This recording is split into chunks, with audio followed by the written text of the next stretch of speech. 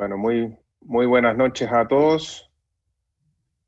Es un gusto poder saludarlos y dar por iniciado este meeting con el gentil auspicio de APT Medical, que estaríamos tocando, traducido al español, nuevos desarrollos en el intervencionismo cardiovascular en Latinoamérica. La verdad es que tenemos una agenda sumamente interesante. Me estarán acompañando entonces el doctor Pablo Spaletra del Instituto Cardiovascular de Buenos Aires. Pablo es, la verdad que experto en estructural, sin embargo hoy día nos va a hablar más de su experiencia con la radial distal y en particular entonces va a mostrar un caso muy interesante de bifurcación. Posteriormente voy a presentar yo una cosa más del área estructural, pero en el sentido de lo novedoso, el acceso para el cierre de orejuela izquierda guiado por intracardíaco, por el ultrasonido intracardíaco. Jorge Andrade, por otro lado, de Ecuador, del Interhospital de Guayaquil, nos va a ilustrar también con un caso de radial distal. Jorge tiene especial interés en la CTO y ha sido un impulsor del programa radial en su centro. Y finalmente, Neisser Morales, que es de México, del Hospital Adolfo López Mateos, del ISSSTE México, nos va a estar también ilustrando las bondades y la utilidad que puede tener el acceso radial distal. También Neisser se dedica y ha impulsado mucho el desarrollo de la técnica radial y tiene especial interés en las intervenciones complejas y las oclusiones crónicas. Bueno, cabe mencionar que todos somos miembros activos y participamos en SOLACI, que es la sociedad que nos reúne en Latinoamérica. Bueno, siendo así, con esta introducción, quisiera dejar a Pablo con la primera ponencia. Muchas gracias, Pablo.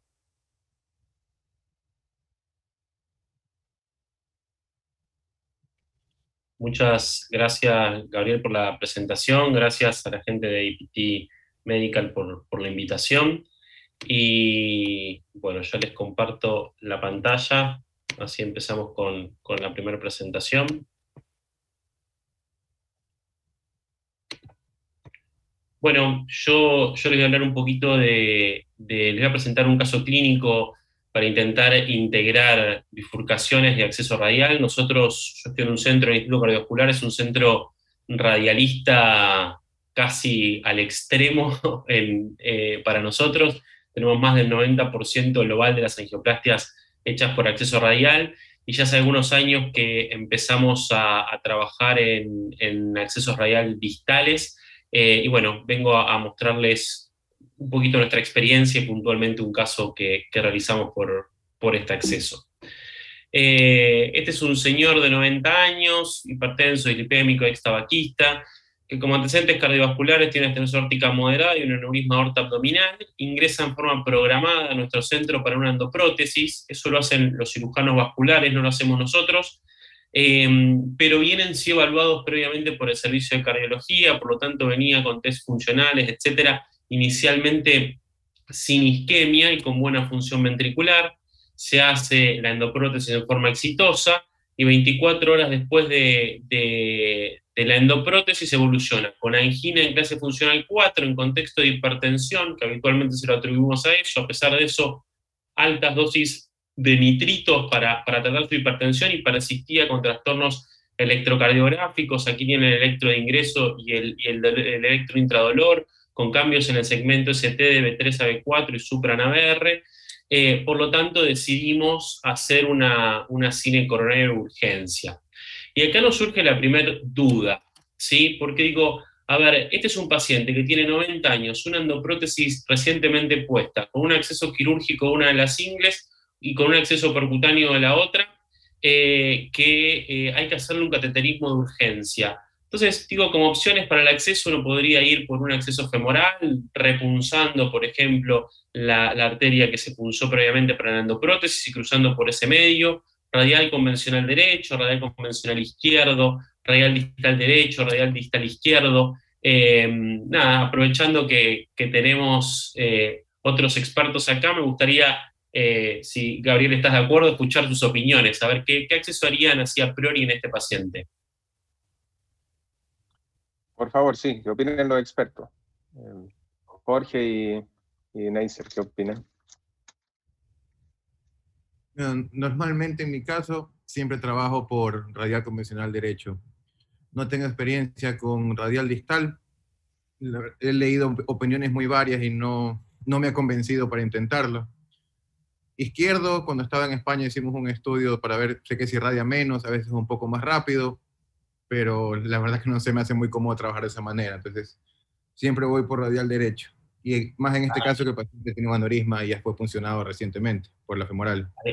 Ahí tengo una respuesta para vos con la comodidad, para después. Sí, sí. Pues yo creo que habitualmente, sin más, digo habitualmente radial, pero yo voy convencional derecho si es que hay que hacer alguna otra cosa y eventualmente si requerimos algunas otras más, nada que en un introductor 7 o algo más pudiera eventualmente resolver si es que de repente tenemos algún problema, sobre todo por los hallazgos que has comentado, ¿no? Pero me parece que radial derecho convencional es como mi primera opción antes de ir al distal, ¿eh? Bien. Pablo, yo un comentario, bien, siempre utilizo más la radial derecha, precisamente en los pacientes añosos es donde me gusta ir por radial izquierda. Y yo diría que sobre todo en situaciones un poquito más de urgencia, para mí sí es de elección en la radial izquierda, es decir, si voy a intentar un infarto con supra por vía radial en un octogenario o nonagenario, prefiero la radial izquierda. Y eso es por los loops y las tortuosidades que hay en los vasos supraórticos, y a veces por la radial derecha eso es realmente complejo para la manipulación de los catéteres. Solo eso, ¿no? Con la radial distal tengo poquita experiencia, poquita. Nosotros con ese mismo pensamiento exactamente, digamos, nosotros habitualmente en mayores de 80 años nos hacemos más amigos de la radial izquierda. Nosotros nuestra práctica, creo que coincidentemente con ustedes también, es principalmente radial derecha en nuestro diría casi el 80% de los pacientes. Y en los pacientes mayores de 80 años intentamos pensar, aunque sea en la radial izquierda. Y en este caso puntual, pensamos, bueno, tal vez más cercanos a la radial izquierda, teniendo en cuenta que tenía patología aórtica, por lo tanto, la tortuosidad es tal vez algo más factible, y decidimos ir por radial izquierda. Y en cuanto al acceso izquierdo, esto es algo personal y que está descrito, pero personalmente me resulta mucho más cómodo el radial distal que el radial convencional, ¿sí? Por lo tanto, nosotros en este paciente decidimos hacer un acceso radial distal izquierdo, ¿sí? Básicamente, ¿por qué pensamos de esta manera? Porque habitualmente es la mano no dominante, mayor facilidad ante la tortuosidad, solemos encontrar menos ese efecto, menor posibilidad de agarrar arteria ilusoria, que no sería tan relevante en este caso, no tenemos lima, pero es más fácil que anularla por radial izquierda, podemos usar catéteres femorales, existe una menor tasa de stroke que está descripta, y a su vez asocia menor radiación y menor tiempo del procedimiento.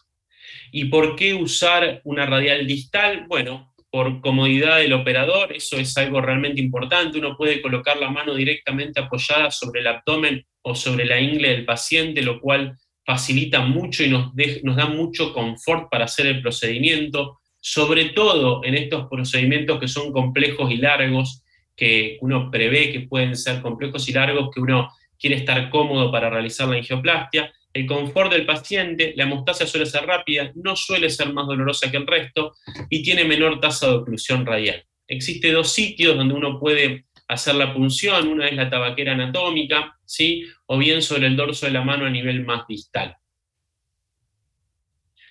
Bueno, ¿Cuál prefieres tú, Pablo? ¿Perdón? ¿O es donde ¿Cuál prefieres? ¿Donde palpas el pulso o prefieres en la tabaquera? Yo prefiero donde palpo mejor el pulso. ¿sí? Yo prefiero donde palpo mejor el pulso. Si el paciente a veces es un poco más, si es obeso, etcétera, por ahí la tabaquera anatómica me queda un poquito demasiado profunda, en cambio el dorso de la mano me queda más cómoda, pero sí es cierto que la tabaquera anatómica tiene un poquito más de diámetro que la región distal de la mano, por lo tanto, si creemos que el acceso va a ser, vamos a tener que hacer un upgrade en tamaño, en frenchaje, tal vez la tabaquera es un poquito mejor que la mano a nivel distal. En este caso puntualmente fue en el dorso de la mano, no sobre la tabaquera anatómica. Bueno, este es el cateterismo de nuestro paciente, 90 años, con esta anatomía. Estaba con dolor de pecho en ese momento y creo que ninguno de nosotros quiere ver esta anatomía. Me acuerdo perfectamente un viernes a las 4 de la tarde. ¿Sí? Entiendo que no es muy tarde, pero un viernes a las 4 de la tarde estamos más pensando en qué vamos a hacer a esa noche de fin de semana que en el cateterismo, y nos encontramos con esto, donde vemos una lesión severa del tronco, una lesión subtotal de la circunfleja, con lo que parece una oclusión funcional en el tercio medio, con timicero, una lesión subtotal, una lesión severa, perdón, proximal de la descendente anterior, la placa del tronco parece ulcerada, flujo TIMI 1 en la descendente anterior con bastante calcio en el segmento proximal, ¿sí? Y una coronaria derecha que brindaba abundante circulación colateral a la descendente anterior. Syntax de 31. Y ahora la gran pregunta es cómo seguimos. ¿ATC de emergencia o CRM de emergencia? Algo tenemos que hacer.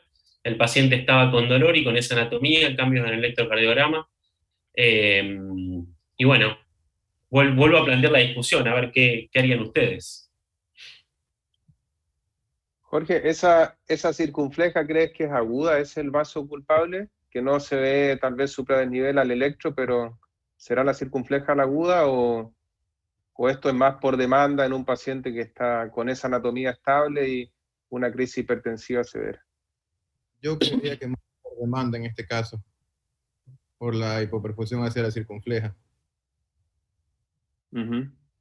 ¿Y Pablo, qué pensaron ustedes? Bueno, nosotros creíamos que el cuadro clínico del paciente, si bien era agudo, la anatomía parecía bien crónica, a pesar de tener una úlcera en el tronco. Me cuesta creer que tenga alguna lesión aguda. Sí creemos que tenía lo que parecía una oclusión funcional más que trombótica de la circunfleja. Por lo tanto, lo interpretamos más con su anatomía crónica descompensada en el contexto de posoperatorio, más crisis hipertensiva, etc. Vale.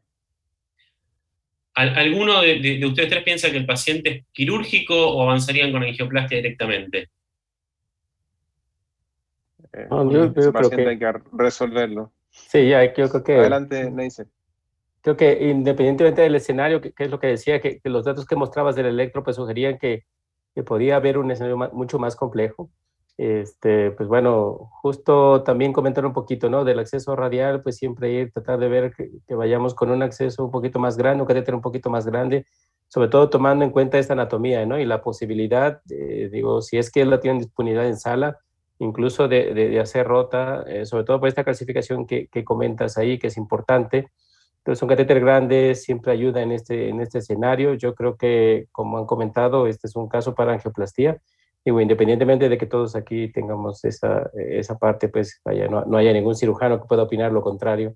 Pero creo que a esa edad del paciente, la inestabilidad, las características, pues vaya, hay que ir por todo, ¿no? Como dice Lucio. Tal cual, vamos por todo, como dice Lucio. Correcto, sí. A pesar de eso, era viernes 4 de la tarde. Así que, por las dudas, a ver si les interesaba, nosotros hicimos el llamado a cirugía en ese momento y les ofrecimos, les contamos el paciente. Nosotros le dijimos que podíamos hacer la angioplastia, que era una posibilidad, pero que bueno, que la anatomía era quirúrgica, el paciente no nos parecía quirúrgico, la angioplastia era una angioplastia compleja. Teníamos un gran inconveniente que era no teníamos posibilidad de ponerle balón de contrapulsación. A nosotros nos gusta hacer estas angioplastias con balón de contrapulsación, es el único dispositivo de asistencia ventricular que tenemos, por lo tanto nos gusta usarlo, no lo podíamos usar acá. Así que bueno, hablamos con el cirujano, hablamos con el cardiólogo de unidad coronaria que lo estaba viendo, y como decimos en Argentina, logramos comprar el paciente y nos lo quedamos y avanzamos con la angioplastia. Estoy seguro que esta fue la alegría del cirujano en quirófano cuando le dijimos que no lo íbamos a llevar a quirófano. Y bueno, ¿por qué decidimos avanzar con la angioplastia? Creo que tiene que ver con la evidencia que todos conocemos. Hoy seguimos hablando todo el tiempo del Excel y del Nobel. El Excel demostró que la angioplastia era no inferior a la cirugía de revascularización miocárdica, y el Nobel, publicado en el mismo momento, en el mismo lugar, demostró exactamente lo contrario, que la cirugía era superior a la angioplastia.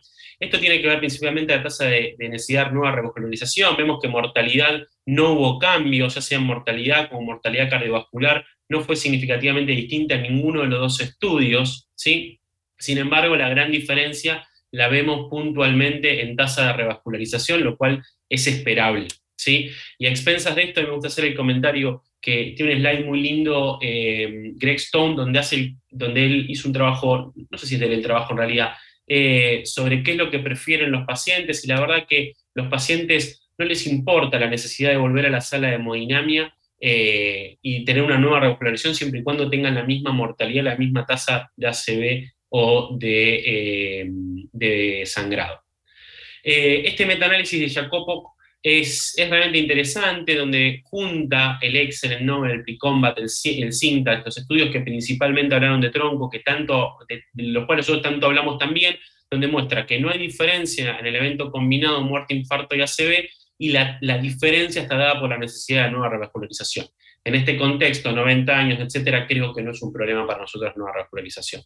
Y en mi paciente puntualmente, que es un síndrome coronario agudo, vemos que en este grupo de pacientes particulares el beneficio de la angioplastía es mayor que el de la cirugía.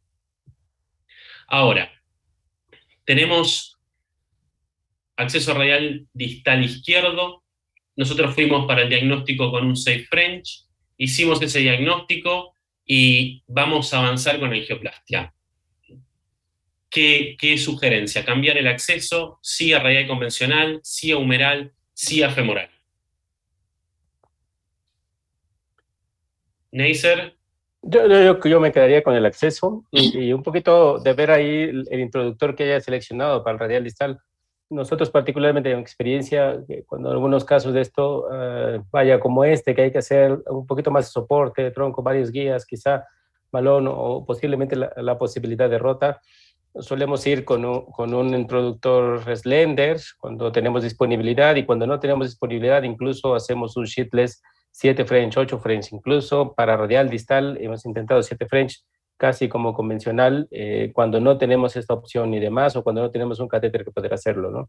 No tenemos EOCAT de Asahi, así que hacemos un sistema con balón como BAT y no hemos tenido ningún problema incluso en radial distal para poder avanzarlo, y la verdad que se comporta bastante bien. Yo con esta anatomía te diría que de entrada 7 French. Si no hay posibilidades de ir ahí, entonces pues sí cambiar a un radial convencional si es que hay oportunidad y demás para poder hacerlo. Humeral no solemos hacer, yo creo que el hospital no tenemos ni un solo registro al respecto, salvo cuando son algunos procedimientos de angiología que requieren hacer eso.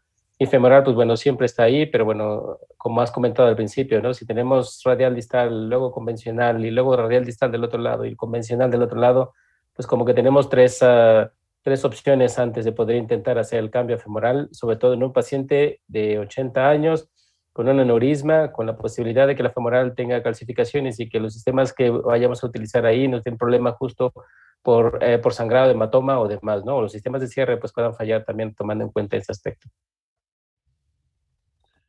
Totalmente de acuerdo. Nosotros decidimos sí hacer un upgrade a 7 French. Este era un señor bastante grandote a pesar de sus 90 años, con muy buen pulso distal cuando lo palpamos y le hicimos la punción. Por lo tanto, nosotros hicimos varios casos, como contabas, Neisser, de sheetless radial distal. En este caso puntualmente, teniendo en cuenta la complejidad anatómica, etcétera, el soporte, preferimos poner un introductor teniendo en cuenta que habíamos tenido muy buen soporte. Esta es la foto del paciente, como les decía, la terabaquera anatómica está un poquito más proximal, esta fue una punción un poco más distal, hicimos con un 7 French, la verdad, sin ningún inconveniente en el intercambio del introductor. Nuestra experiencia en lo que es radial distal, nosotros empezamos en el 2017, con más de 600 casos hoy, somos 8 operadores los que hemos recolectado esta información. Como les digo, principalmente lo usamos en la radial izquierda, pocas veces en la radial derecha, principalmente en la tabaquera anatómica. Tuvimos muy poca falla del acceso, está descrito que la radial distal tiene un poco más de falla del acceso que la radial convencional, y no tuvimos tasa de oclusión radial. Nosotros seguimos a todos los pacientes clínicamente, no a todos, pero casi la mitad de los pacientes tienen eco en el seguimiento radial y no tuvimos ninguna oclusión, ni clínica ni por eco de estos pacientes. Dos palabritas nada más del introductor de APT, no fue que usamos en este paciente, pero tuve la oportunidad de probarlo en otros pacientes y la verdad me gustó mucho la flexibilidad que tiene, se ve un poquito más delgado que los introductores convencionales, los cuales nos dan un poquito más de agilidad y de manejo para esa tortuosidad que nos genera natural el pasar por la tabaquera anatómica e ingresar en el antebrazo. Y otro detalle que me gusta es que el segmento proximal no tenga coating hidrofílico, y eso hace que el introductor sea un poquito más estable, de vuelta también para estas anatomías complejas que por ahí uno tiene que pasar varias cuerdas, hacer un poco de fuerza con los materiales. Ahora les vuelvo a traer otra pregunta, aprovechando la expertise de todos ustedes en lo coronario, y es ¿qué técnicas seguirían con este paciente? ¿No? Es un tronco, el ángulo era un ángulo bien abierto, como vimos, pero tenía alteración de flujo, y bueno, ¿cómo encararían esta angioplastía? ¿Con un stent provisional, con un culot, con un decay crash, un TAP o un T? Pablo, si me permite, primero el desafío va a ser lograr sortear las dos arterias, es decir, la circunfleja que se ve subocluida, presumo que podría ser tal vez un poco más difícil, pero hay que pasar bien primero las dos guías. Hecho eso, yo creo que el ángulo podría ser favorable para un TAP o un T-stent. En el fondo, si ese es el escenario, preferiría hacer eso. Si no, yo creo que ahí tenemos para los dos lados posibilidades de DECA, crash o culot, y yo pienso que esa es una decisión que depende más de la experiencia, y las dos opciones se ven razonables. Algunos yo no lo puse como una opción acá, pero me acuerdo alguna vez a Goran Stankovic, que es casi el gurú de la bifurcación, ¿no? Decir que en el paciente que estaba hemodinámicamente inestable, considera que es una alternativa el V-stent. ¿Alguno de ustedes pensaría en un V-stent en este paciente? Yo no lo puse como opción, la verdad que no lo había pensado, se me viene ahora a la mente. No, yo creo que no. Independientemente de la posibilidad de entrada, la anatomía es compleja, como has comentado otra vez, las características, es una lesión que se ve calcificada, y la opción de avanzar de por sí ya un stent significa que tienes que tener una adecuada preparación para la DA, para la circunfleja, y un B-stenting ahí ponerlo independientemente del soporte en 7 French, si es agudo, como han comentado, pues sin problema puede ser, con sus bemoles que tiene el B-stent, pero bueno, si hay que rescatarlo está bien, pero si es una anatomía de esas características compleja, calcio, creo que el B-stenting está de más, porque en lugar de posiblemente ayudarte, yo creo que vas a comprometerte un poco más tratando de verlo, ¿no? Yo creo que estas estrategias iniciales iría como provisional, dependiendo de cómo se comportara la porción distal de la circunfleja, y no, pues bueno, rescatar al paciente y después rescatar el resto. Bien, buenísimo. Si les parece, sigo con el caso por el tiempo, para no robarle tiempo al resto. Bueno, nosotros cruzamos una cuerda hacia la DA que fue sin ningún problema, pero fíjense la vuelta que tuvimos que dar para entrar en la circunfleja. Créanme que eso nos llevó mucho tiempo poder entrar a la circunfleja. Nos parecía que era una arteria importante como para no perder, por lo tanto le dedicamos tiempo, intentamos entrar con una cuerda choice, no pudimos, BMW no pudimos, run-through no pudimos, y logramos entrar recién con una Fielder XT haciendo este loop para entrar casi en forma retrógrada por el tronco hacia la circunfleja, era lo único que lográbamos.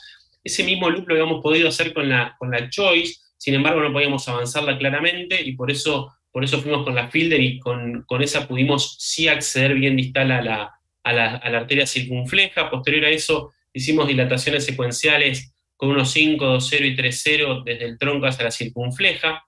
Y posteriormente ahí sí usamos un balón Conqueror, que son los balones de APT, 3.015 desde el tronco hacia la DA. Fíjense el flujo que quedó a la circunfleja, pudimos recuperar bastante flujo hacia la circunfleja. Ahí ya nos bajó un poquito la ansiedad. Llamativamente, con toda esta mala anatomía, con los catéteres y con todo, el paciente estaba con mucha angina mientras que estábamos trabajando, ni les cuento cuando cruzamos la descendente anterior. Y acá, con esta anatomía tan fea que tenía el paciente, mejoró significativamente la angina después de estas dilataciones. Una vez abierto el camino, decidimos implantar un stent liberador de sirolimus en la circunfleja con técnica de... hicimos el primer crash, lo crashamos inicialmente de vuelta con un valor Conqueror, en este caso NC 3.5 sobre la descendente anterior.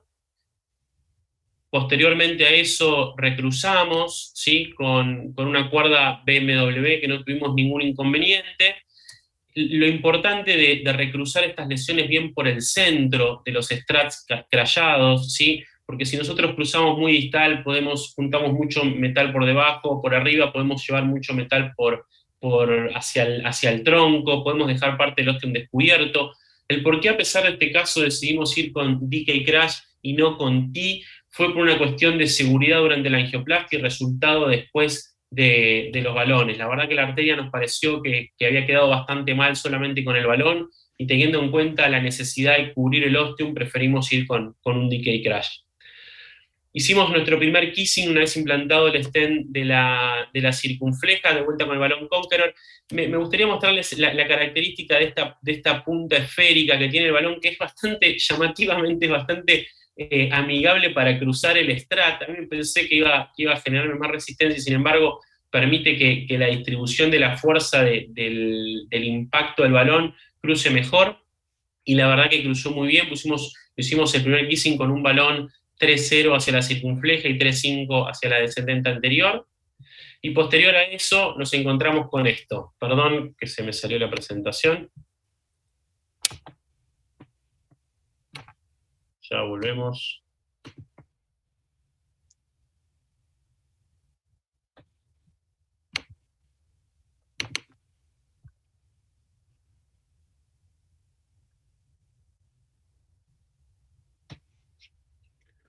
Pablo, mientras prepara ahí, ¿usaron imágenes o no? No hicimos en este caso IBUS. Nosotros somos bastante amigos del IBUS en la angioplastia tronco. Sin embargo, en este caso, teniendo en cuenta la inestabilidad del paciente, etcétera, preferimos avanzar directamente con la angioplastia. Vale. ¿Ahí están viendo nuevamente la pantalla? Todo bien, sí. Buenísimo. Bueno, este fue el resultado con la dilatación de la descendente anterior y el stent en la circunfleja. Y bueno, vemos que tiene esa lesión calcificada proximal, que tiene esos dos ramos diagonales grandes, y una pregunta que es teórica en este momento es si alguno de ustedes instrumentaría esos ramos diagonales también, o creen que ya tenemos una angioplastia suficientemente compleja como para seguir adelante como estamos. Yo creo que Yo no tocaría. Yo no lo tocaría.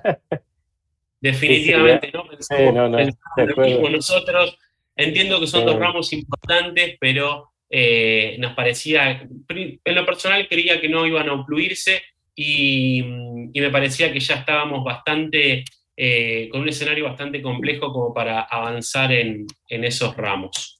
¿Sí? Por lo tanto, implantamos un primer stent en el tercio proximal de la descendente anterior, 3.018, liberador de sirolimus, y posteriormente un stent de tronco a descendente anterior, también liberador de sirolimus. Este es el stent que pusimos de tronco a descendente anterior, 3.526. El resultado después del implante del stent de tronco a descendente anterior.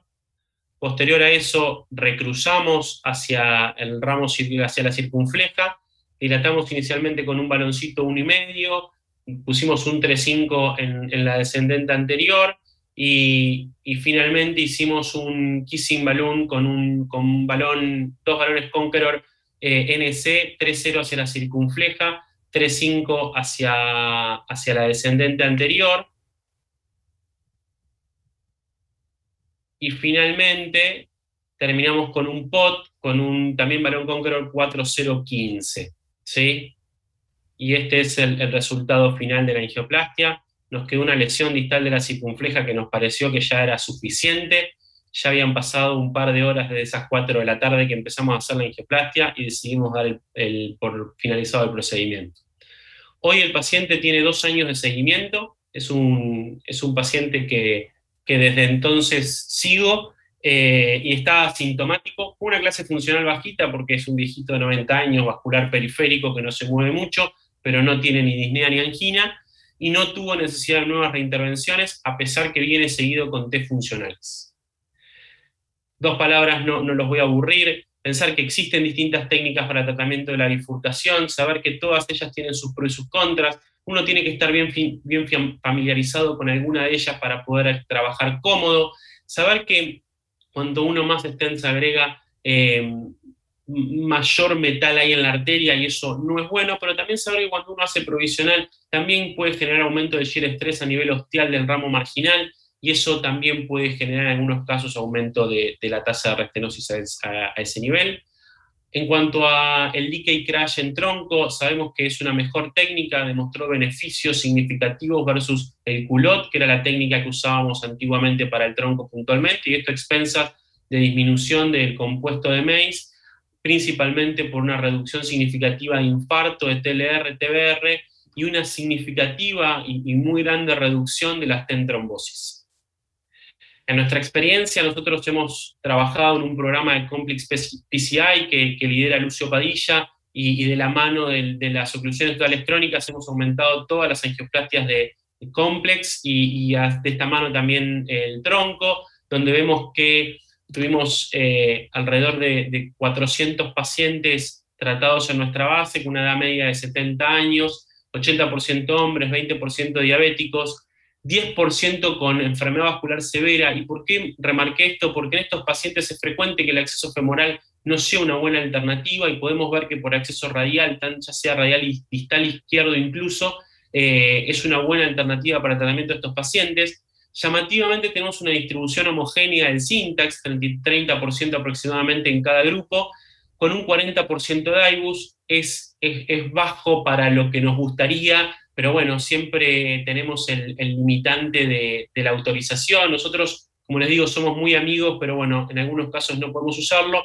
Y por otro lado, tenemos muchas angioplastias a tronco que son de emergencia y no nos dan mucho tiempo en cuanto a la angioplastia.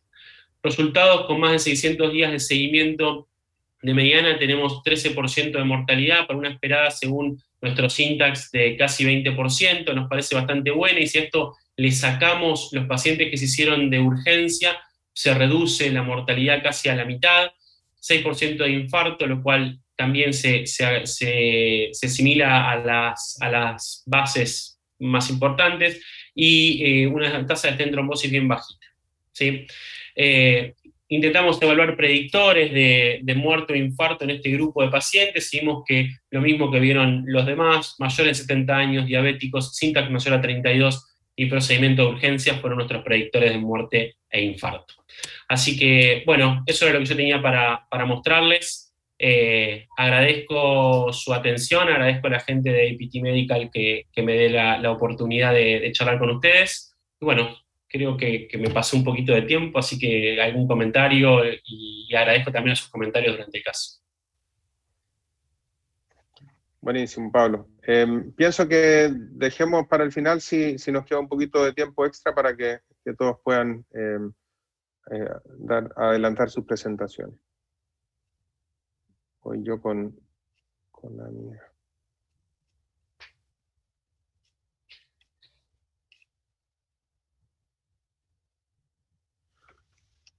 Bueno, yo voy a salirme un poquito de la temática de las coronarias, pero en la línea de los nuevos desarrollos o o insights.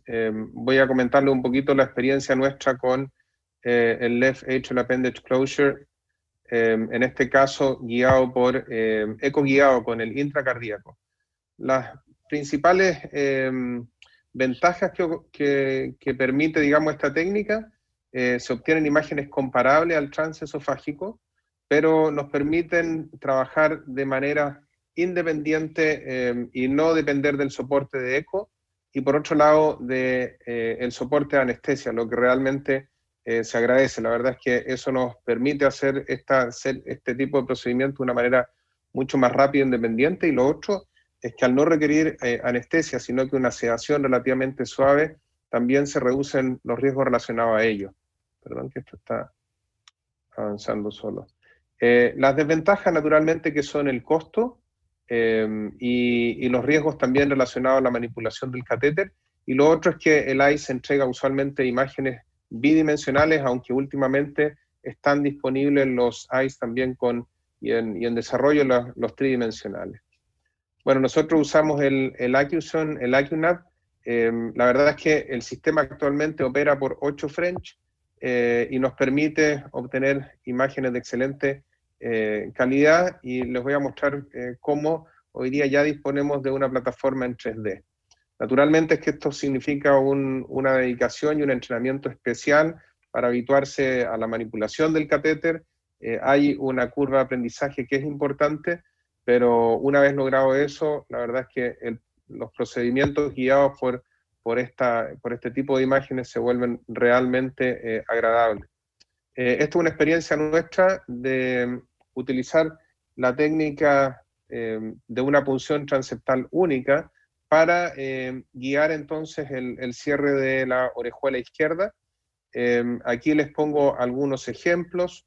Estas son imágenes obtenidas para la punción transeptal, que usualmente vamos un poquito más posterior e inferior en la ubicación de la punción. Tú te cambias en el fondo en la vista bicava y en el eje corto, de modo tal de que puede simular perfectamente las imágenes del transesofágico a fin de guiar tu punción transeptal.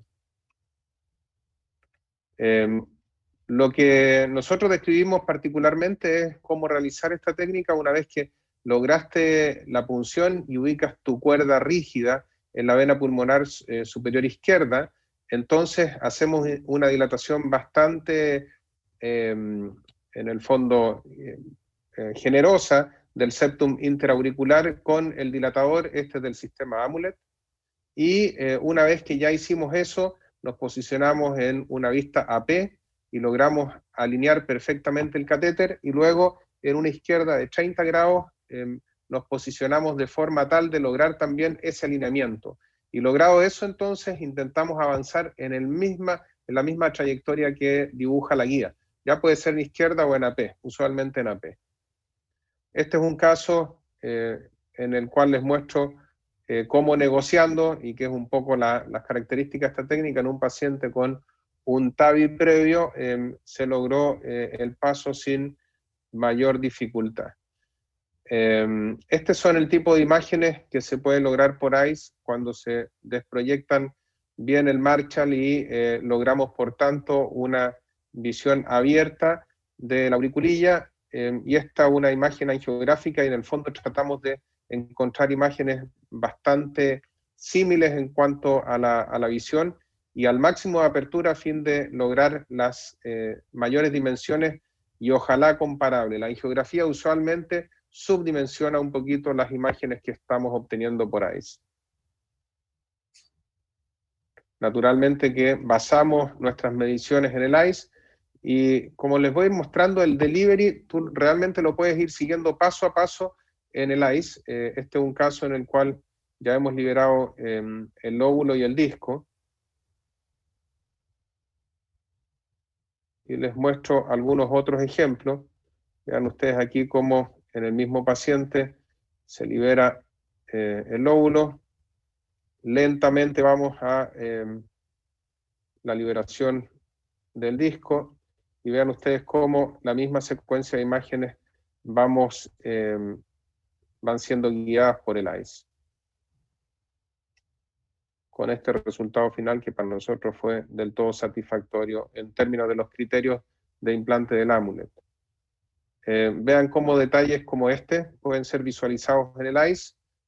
Precisamente ese disco había sido liberado un poco por dentro del Marshall, y con esa maniobra logramos un posicionamiento óptimo que fue el final en este caso.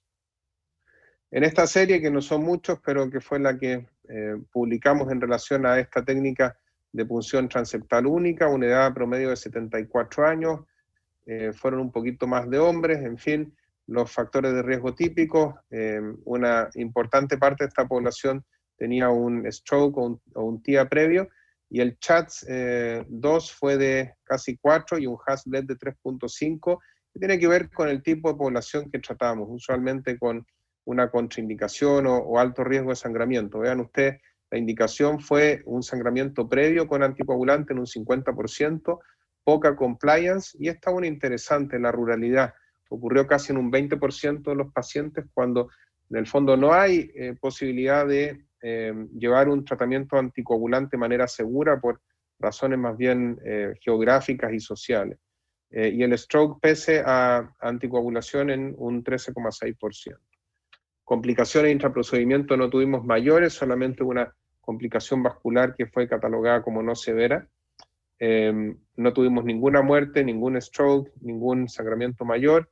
Y lo que sí, y fue un tema de discusión con los revisores, es que se observó una CIA residual en un poquito más del 30% de los casos, pero la mayoría de estas son pequeñas. En general, fueron medidas entre 1.3 y 3 milímetros, pero la verdad es que en el seguimiento ecocardiográfico, a los 30 días usualmente estas son mínimas e incluso desaparecen. Esta es más o menos la típica que observamos. Bueno, como parte del estudio observacional global con Amulet, en el cual nosotros también participamos, hubo un comparativo entre aquellos guiados por ICE y transesofágico. Vean ustedes que predominó el uso de transesofágico, que es la técnica más instaurada, pero el stroke previo fue un poquito más frecuente en aquellos tratados con ICE, y la función renal fue un poquito más mala en aquellos tratados con transesofágico. Naturalmente que la anestesia es una de las grandes ventajas, sin embargo, la duración del procedimiento fue un poquito mayor, y en la utilización de medio contraste se comentó que esto podía tener que ver con la experiencia de los grupos en la utilización del ICE. Vean ustedes también el flujo residual menor a 3, usualmente fue, es decir, se logra un éxito completo en todos los pacientes tratados con ICE, y menos de 5 también en todos. Respecto a los eventos, vean ustedes que son del todo similares y comparables entre ambos grupos. Así que en este registro global, lo que se concluye es que los pacientes de toda esta población de alto riesgo podía ser tratada con ICE, lo que permite en el fondo ser manejado solo con anestesia local.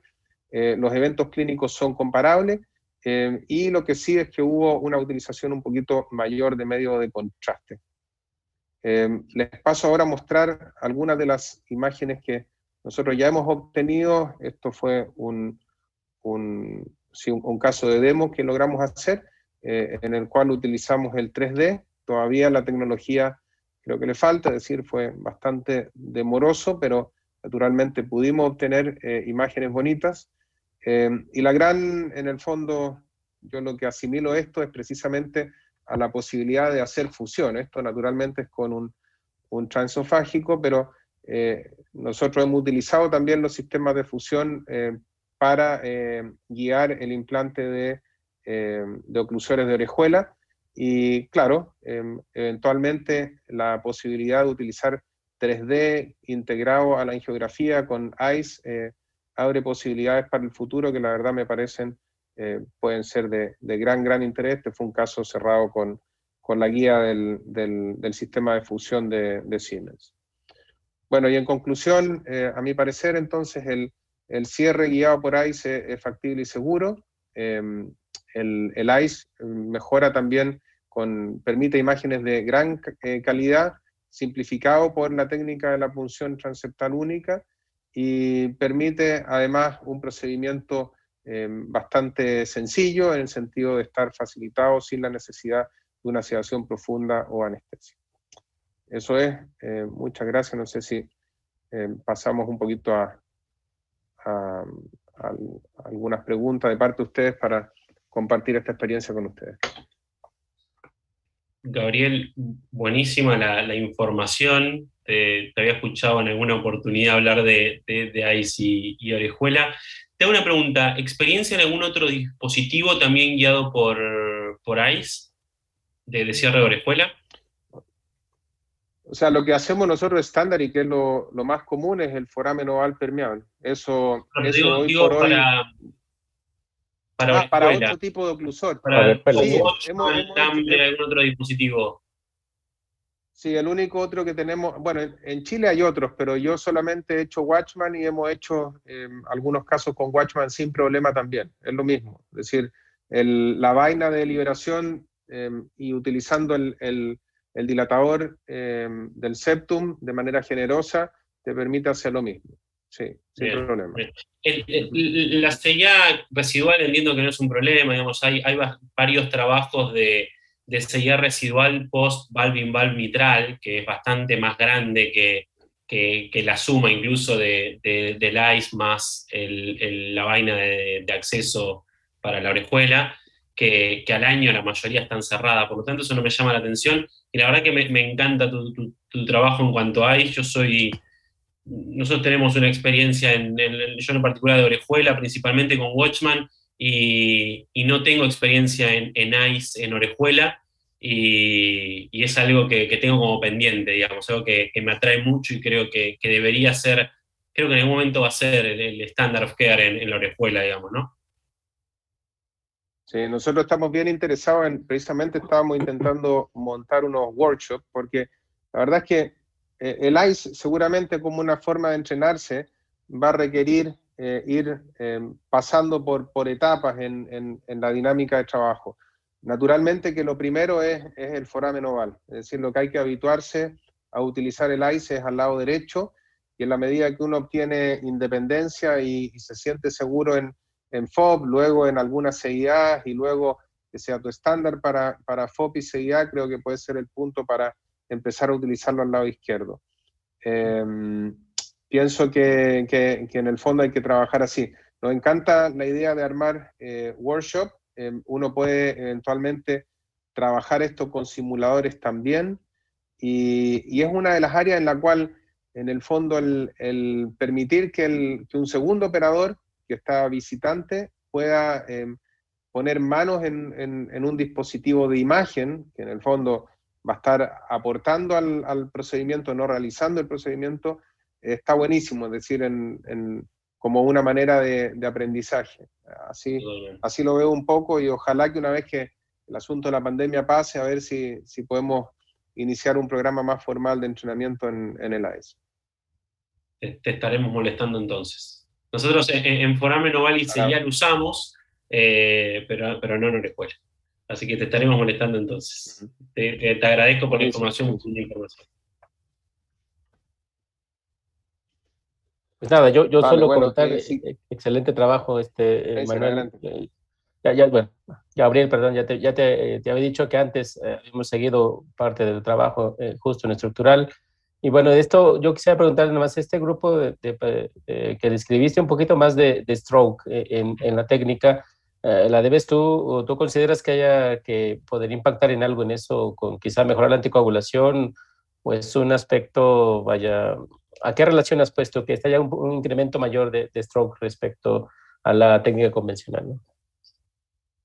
Sí, yo creo que en el fondo el tema ahí en el comparativo en el registro global, me parece a mí que es un poco elucubrativo si tiene que ver con el uso de ICE. Yo pienso que ahí pueden haber otros factores. Esto aquí no hay ninguna randomización de ningún tipo, es un registro. Y los que utilizaron más ICE fue porque, si viste, también eran pacientes con un perfil que de repente era un poquito más de riesgo también para stroke. Entonces, realmente creo que son más atribuibles a la naturaleza no randomizada del registro. Así que yo soy un poco cauto, yo creo que lo más probable es que los datos muestran resultados posiblemente comparativos, ¿no?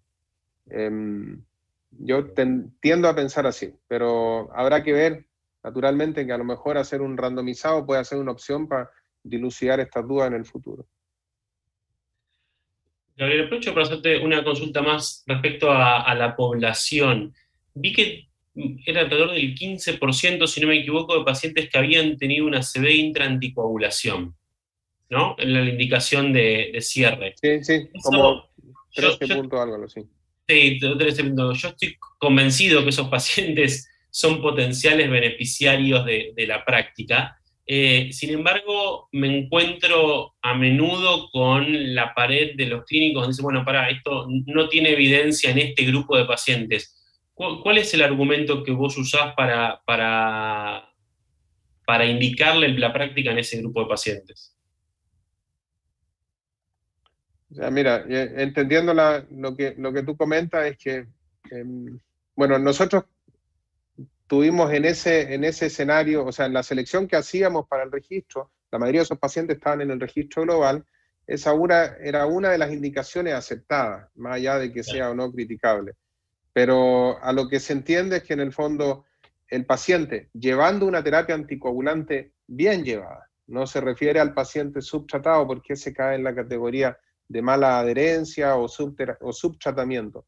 Un paciente que objetivamente estaba bien tratado, hace un stroke, en el fondo, naturalmente que implica algo que desconocemos o que por alguna razón el paciente hace un evento sin tener estando bajo una terapia óptima. La verdad es que es una racionalidad más lógica, pura, sin tener tanto sustento de la evidencia clínica. Mis colegas lo aceptan. Yo tengo que luchar mucho. Conseguí algunos, pero tengo que luchar mucho. Pero en todo caso, si tú te fijas, sí, la verdad es que nuestra población es muy enferma. Yo diría que el problema principal del cierre de la orejuela es que nosotros tratamos pacientes muy enfermos, partiendo por los que tienen contraindicación de anticoagulación, que usualmente ahí hay una mezcla de pacientes neoplásicos, hay pacientes con enfermedad renal crónica, hay pacientes con insuficiencia hepática. Entonces, el peso de la comorbilidad pesa mucho en el pronóstico del paciente. Y de repente nos vemos haciendo procedimientos en pacientes que están muy mal por todo el resto.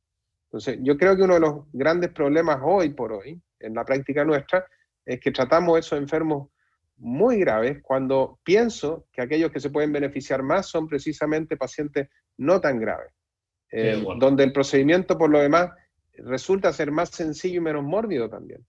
Entonces, esto es un poco como las TAVI, estamos aprendiendo a hacerlo en los enfermos más complejos y más difíciles. Y yo creo que en la medida que se vaya entendiendo que esta terapéutica que ofrece resultados equivalentes en seguridad y eficacia, o más en la eficacia, pero que una vez que pasaste el riesgo del procedimiento, el paciente queda libre en instar anticoagulación usualmente de por vida. Entonces, cuando ese concepto entre y se valide, creo que vamos a tener una población que tratar que va a ser mucho más cómoda para nosotros. Totalmente de acuerdo. Pero justo estaba pensando en el mismo argumento ahora de la TAVI de cirugía, porque estamos tratando pacientes que ya tienen una estenosis aórtica severa, ya tienen daños en el ventrículo izquierdo, en vez de tratarlos antes como tenemos guías de cuando cirugía cardíaca era la única opción y era un riesgo mayor. Siempre el paciente se va a beneficiar más como un cáncer. Yo no trato el cáncer cuando tiene metástasis, lo trato antes de. Y en este caso, ahora sí, el problema con la orejuela es que no es como en la estenosis aórtica, el paciente tiene síntomas y le pones un TAVI y lo mejoraste, lo sanaste. El problema es que este paciente no tiene el síntoma porque el síntoma es el stroke que le puede venir a futuro. Entonces, la prevención de un evento es menos tangible para el paciente naturalmente. Entonces, yo creo que ahí hay otra tremenda complejidad de este procedimiento. Y se demora más tiempo en demostrar también en un estudio. Totalmente. Claro, ¿no? Sí, es complejo, no es fácil. Y para nuestra realidad en Latinoamérica es difícil, difícil. Buenísimo. Bueno, sigamos avanzando con la agenda. ¿Quién presenta ahora? Es Jorge, ¿no? Sí. ¿Estoy bien en la agenda? ¿Sí? Sí, la acabo de abrir, la tengo abierta acá. Sí, sí. Jorge. Perfecto. Bueno, es un caso Adelante, Jorge. Muchas gracias. muy parecido al de Pablo. Uno de plasta de una bifurcación. Un momento. A ver. Una paciente femenina de 87 años, como antecedentes lo que tenía era Alzheimer y una hipertensión arterial controlada. Llega de otra clínica, ya que nuestro sistema de salud yo trabajo en una clínica privada. Normalmente los pacientes nos llegan de las clínicas, de los hospitales públicos para hacer los procedimientos. Más o menos unas 8 horas de evolución de un infarto. Los signos vitales al momento que llegó, tener una presión arterial de 80/50 metros de mercurio, un pulso de 100, frecuencia respiratoria de 20, cabe recalcar que estaba intubada la paciente, y con una saturación de 96%. La medicación con la que estaba la paciente estaba con una infusión de norepinefrina, ya le habían dado carga de cardioaspirina, clopidogrel, simvastatina, estaba con furosemida, tenía derrames pleurales bilaterales, venía tomando ya Entresto la paciente previo a su ingreso, y lo que tomaba para su hipertensión era mononitrato isosorbide. En los exámenes, lastimosamente, como el paciente regresa a la institución pública, se llevan la mayoría de los papeles. No tengo la foto del electro, pero tenía un ritmo sinusal, un bloqueo de rama izquierda que no sabemos si era nuevo o antiguo, un infradesnivel ST en cara lateral, T negativas en cara anterior y un supradesnivel en ABR. Esto es algo que está muy discutido, pero normalmente siempre he visto que sí coincide, que cuando veo algo en ABR ya voy preparado para ver un tronco. La troponina T está en más de 2000. 2000 es el tope de nuestro laboratorio, entonces puede tener 2001 o 5000, pero nos reporta hasta 2000. En el ecocardiograma ha sido una FEV del 25%, una alteración de la motilidad segmentaria en cara anterior, septal, lateral inferior, una insuficiencia aórtica moderada y una insuficiencia mitral leve. Se pasó la paciente, ya la estábamos esperando, a la sala de hemodinamia. En resumen, vimos acceso radial derecho, como les comenté antes, normalmente es el 99% de las veces por el que trabajo. Solamente que vea alguna complicación por la cual no se pueda, el paciente no tenga pulso y tenga que hacerlo rápido, cambio a femoral. Radial izquierdo, sí me gusta la opción, pero en la clínica se complica un poco por la manera como está montada la sala. Si no, sí me gusta como segunda opción. Se encontró un tronco calcificado con una lesión severa, una descendente anterior con una lesión severa ostial y una enfermedad severa difusa, la circunfleja sin lesiones y la coronaria derecha con enfermedad severa difusa. Bueno, un adelanto de las imágenes que se hizo una angioplastia con un implante de stent en tronco coronaria izquierda hacia descendente anterior. Esta es una imagen de la descendente anterior. Vemos que tiene enfermedad difusa la paciente de la DA y ya podemos observar también la lesión de tronco. La paciente siempre, nos demoramos un poco en el procedimiento porque al tener esta lesión de tronco, cuando estaba con el catéter empezaba a hacer hipotensión y si me demoraba un poco ya era severa. Entonces tenemos que estar entrando y sacando el catéter para hacer entre las imágenes prácticamente. Jorge, disculpa, ahí no pensaron en algún método de soporte ventricular. Estamos pensando en balón en esta paciente. Solamente tenemos balón de contrapulsación, que la verdad no soy muy fan de usarlo. No me parece normalmente que haya mucho beneficio. Si el paciente veo que ya estoy con una infusión de norepinefrina, de butamina y empieza a ponerse mal, lo trato, pero mientras no esté con soporte inotrópico de 2 drogas a altas dosis, la verdad es que normalmente no lo considero. Okay. No sé si alguien lo maneja diferente en este caso, o qué indicación usan ustedes para el balón.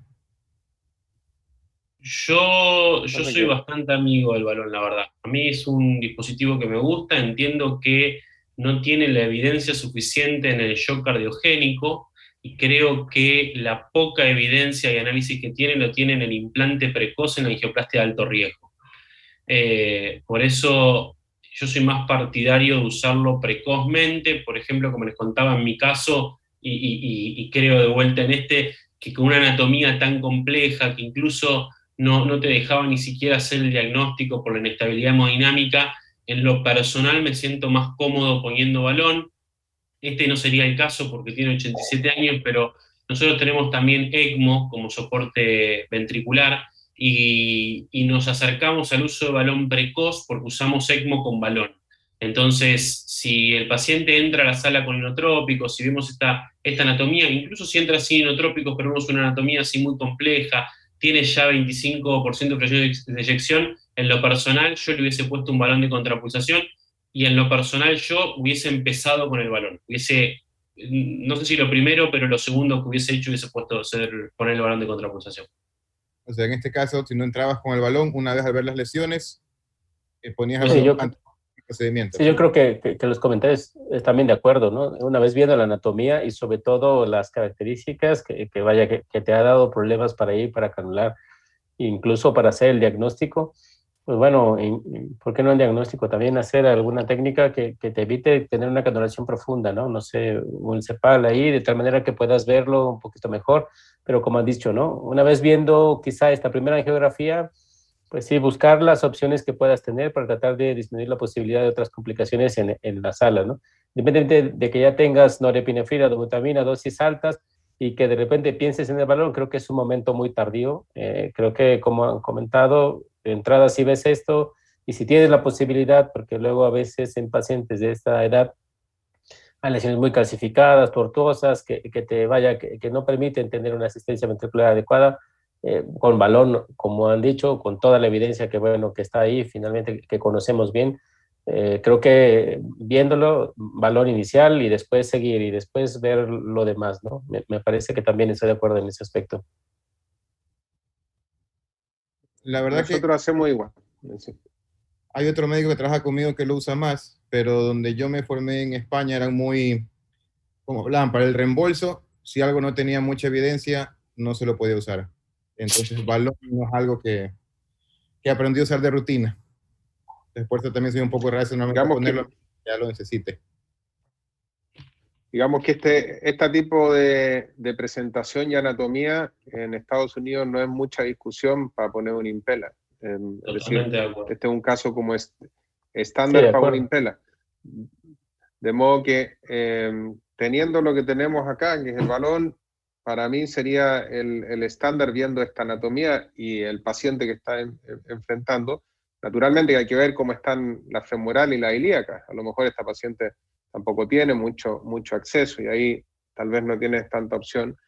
Y igual que como dice Pablo, nosotros disponemos del ECMO y eso yo mando a llamar al cirujano y le digo que esté disponible por si la paciente se pone fea. Pero hacemos así acá. Impella no tenemos nosotros acceso sencillo y no lo tenemos disponible en la práctica, así que eso. Claro, Impella tampoco. Dale, adelante, Jorge. ECMO sí lo tenemos, que no lo usamos tanto mismo por el reembolso, pero sí tenemos la posibilidad de usar el ECMO en la clínica. La arteria circunfleja, no se observan mayores lesiones y podemos observar asimismo la circulación colateral, con lo que ya me esperaba encontrar enfermedad multivaso también en la coronaria derecha.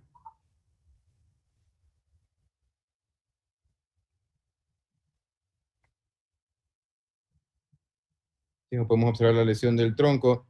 En sí lo hice en otra clínica, entre que las imágenes no son tan buenas, pero se alcanza a observar igual que hay la calcificación severa en el tronco.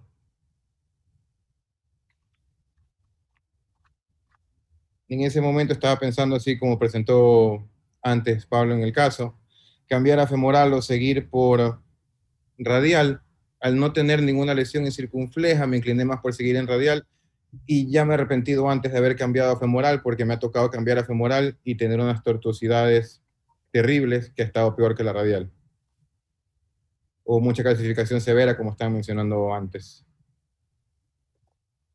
Ahora es poco probable que este caso te permita hacer 7 French. Lo más probable es que vas a tener que trabajar con 6 desde la radial. Sí, pero como no tenía lesión de ostial de circunfleja, tampoco iba con un plan de utilizar kissing balloon. Okay. La paciente, al tener ese mismo 80. Nosotros en estos pacientes, incluso con radiales chiquitas, pacientes mujeres añosas, el sheetless 7 French nos ha sido una muy buena opción por radial convencional. Nunca lo usé en distal en una paciente que me dé la impresión que tengo una arteria chiquita, pero sí lo hemos usado en pacientes similares sheetless y fue una buena opción. Yo en lo personal creo que si el llegar hasta el diagnóstico, no tuve problema en la canulación, no rotaría el acceso, sí creo que hubiese ido 7 French, independientemente de la lesión de la circunfleja. La verdad que no he probado nunca el sheetless en radial. No sé cómo valoran la arteria, si el tamaño de la arteria usan eco para valorarlo antes de.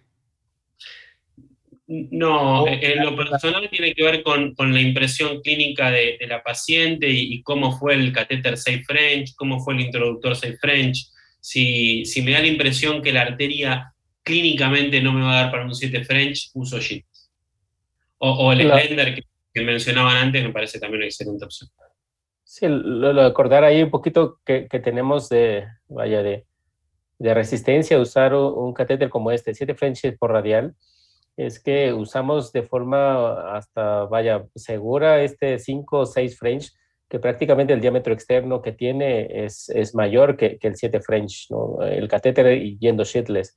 Entonces, una vez que consideras esa opción, pues la verdad que el temor que tienes de decir, bueno, voy a meter un catéter 7 French por radial, pues se te quita, porque pues prácticamente eso estás haciendo con el introductor 5-6, ¿no? O sea, meter un sistema que tiene ese diámetro, y que bueno, aquí justo la ventaja que tiene, pues es que al que no tener esa desventaja, digamos, y poder utilizar un sistema de arrastre como un BAT quizá, pues podrías hacer muchas cosas en este radial. Por supuesto que si hay opción, como siempre, pues que vaya el grupo que hace en este sentido, pues aboga por el ultrasonido, ¿no? Si yo tengo posibilidad de ver el diámetro de la arteria, pues veo el diámetro de la arteria y pues me siento mucho más seguro de hacerlo sin mayor problema, ¿no? No distal, quizá en este caso particular, pero creo que también estoy de acuerdo. Si hay una anatomía que puede ser compleja, prefiero un 7 French porque justo no sabes cuál es el comportamiento que vayas a tener ahí, independientemente de que la circunfleja aparezca sin lesiones, siempre le está dilatando, puedes encontrarte ahí con una otra sorpresa, disecciones,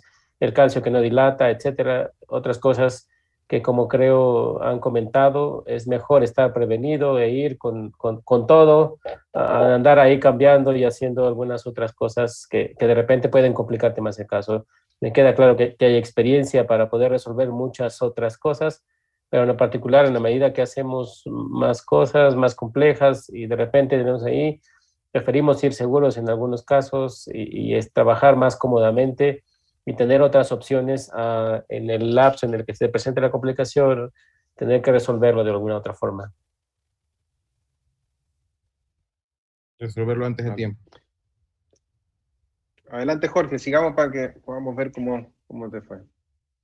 Bueno, esta es la coronaria derecha. Ya tiene su enfermedad crónica, no había cambios de la coronaria derecha en el electrocardiograma. Tiene enfermedad severa difusa, está subocluida en tercio medio.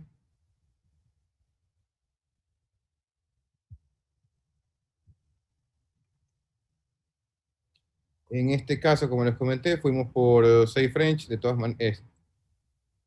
Se avanzó guía hacia la circunfleja, una guía que tuvo un poco de complicaciones con la guía que usamos normalmente, pero justo tenía los materiales, en este caso, que me había enviado Adrián. Uno de esos era la guía, la AnyReach P. Por la calcificación del tronco hacia la descendente anterior, la guía anterior me dio problemas, pero luego, al usar la otra guía, no tuve mayor complicación en poder avanzar. Se está haciendo una dilatación con también un malón 1.0 por 6 de Conqueror, asimismo de los materiales que me había enviado, sin ningún problema. Luego se usó un balón 2.0 por 12 para dilatar la parte del tronco. Luego solamente se dilató CLDA, pero normalmente no hago grabación de todas las imágenes, sino solamente con cada balón hago una dilatación, o sea, una grabación, para no estar grabando en todo momento. Tratar de disminuir por lo menos un poco la radiación.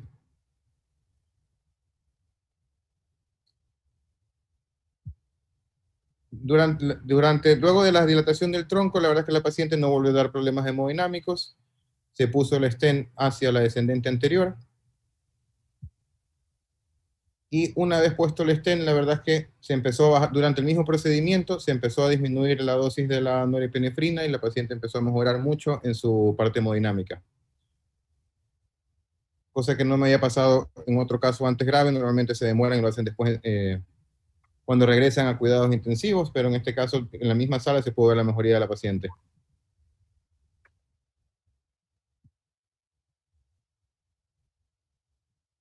Es una imagen del tronco hacia la descendente anterior.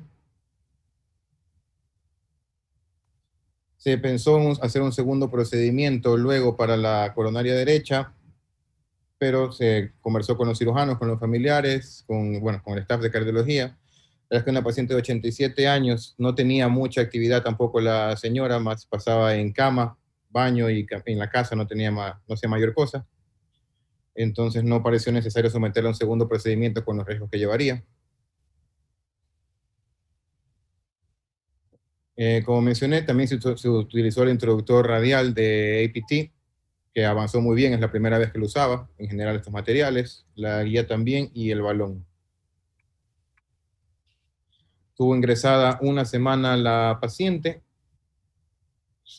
tuvo unas complicaciones renales antes de darle el alta, no tuvo que llegar a hemodiálisis, empezó a mejorar su riñón, por eso se demoró un poco el alta, pero sin ningún problema. Hasta 6 meses después que la vi, porque me solicitaron una consulta, porque como les comenté, los pacientes son de entidades públicas, entonces el seguimiento y las consultas las hacen ellos, pero ellos sí solicitaron unas consultas conmigo. Hasta los 6 meses que la vi, la señora estaba asintomática, asimismo, con la actividad que ella tenía, que no tenía ninguna actividad mayor, prácticamente ni siquiera salía de casa la señora. Y bueno, ese sería el caso. Buenísimo. ¿Cuál fue el stent que le pusiste, Pablo? Perdón, Jorge, para saber las dimensiones del stent en el tronco y cuál usaste. El stent fue 3.5 por 20, pero es un stent del EPU Medical, stent nano. Ok. El nano.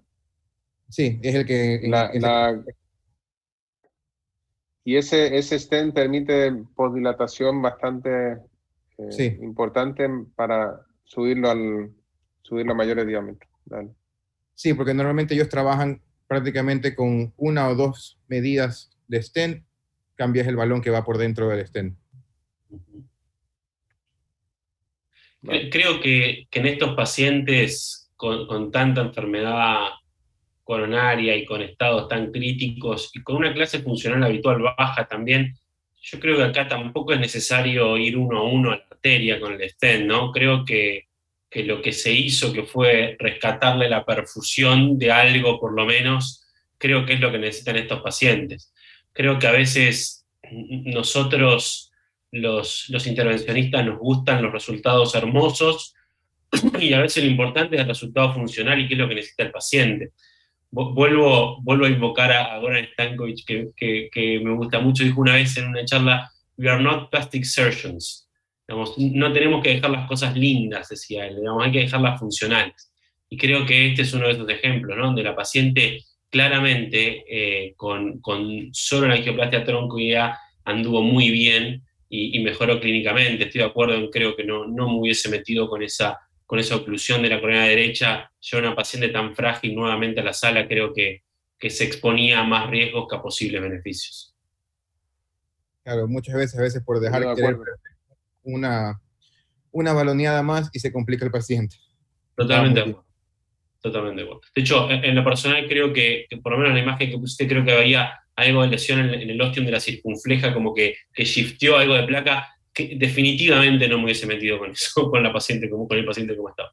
No, si hubiera visto compromiso de flujo o algo más, pero en este caso el flujo era bueno y se veía más, no quería tocar más y seguir dilatando ahí ese tipo de paciente. Ella a esa edad no me parece que justificaba tampoco el riesgo. Totalmente de acuerdo. Fíjate, yo creo que el enfrentamiento es parecido un poco al infarto con supra, en este caso, en la emergencia que te tocó enfrentar. Es decir, tu objetivo es restaurar perfusión y la mejoría clínica de la paciente. Es como cuando uno va a abrir ese vaso que está ocluido y que está enfermo entero hacia abajo, y a veces lesiones más proximales, que tal vez está obligado a tratar las más proximales, pero ¿cuántas veces uno trata la culpable y bien, deja el vaso como está y es suficiente para mejorar al paciente? Sí, estoy de acuerdo. Aprovechando el tema, ¿no les ha pasado que, no en los ejemplos que han mostrado, pero precisamente esta semana tuvimos una mujer muy obesa, que creo que realmente no había opción de acceder, ojalá por las femorales, pero nos dio problema el acceso radial, tuvimos que cambiar a la izquierda, y era una mujer más o menos joven, pero tenía un espasmo de tal magnitud que me fue imposible subir cualquier catéter 6 French, es decir, tuve que hacer la angioplastia solo con un guía 5 French. Quiero saber a los que tienen más experiencia con chitless si tienen 6 French chitless, porque yo tengo el 7 French chitless en sala, pero no tengo el 6 French chitless.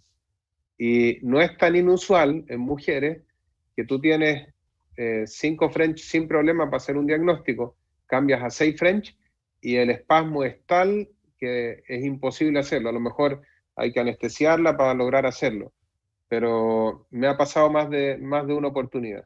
¿Qué hacen? ¿Qué recomendaciones pueden tener ustedes? Una pregunta, ¿cómo manejan qué le ponen para preparar la radial antes de pasar el catéter?